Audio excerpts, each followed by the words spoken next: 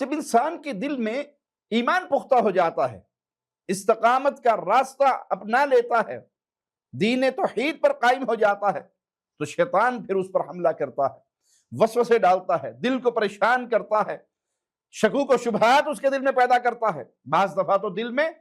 اللہ خالق و مالک کے حوالے سے، نبی کریم صلی اللہ علیہ وسلم کے حوالے سے اور دین اسلام کے حوالے سے برے برے خیالات آتے ہیں۔ یہ انسان کے ایمان درست ہونے کی نشانی ہے کہ شیطان یہاں پر اب وار کر رہا ہے، کیونکہ دل ایمان کے نور سے منور ہے۔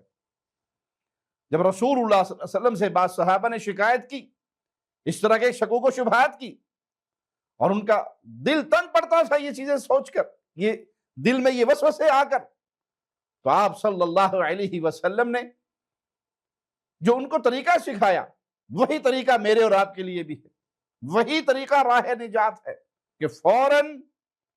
اللہ کی طرف رجوع کیجئے، اس شیطان کے شر سے مالک کی پناہ میں آئیے، اور اذکار کو ہتھیار بنائیے اس شیطان کے ساتھ جنگ کرنے کے لیے، اور قربان جائیں خالق و مالک پر، کیونکہ یہ دل کا معاملہ انسان کے کنٹرول میں نہیں ہے، تو یہ گناہ بھی نہیں ہے جب تک زبان کی نوک پر نہ آئے۔ اور اگر دل تنگ پڑتا ہے تو پھر اس دل کو سکون پہنچانے کے لیے اپنی زبان پر اس ترانے کو جاری کر لیجئے، لا الہ الا انت سبحانک انی کنت من الظالمین۔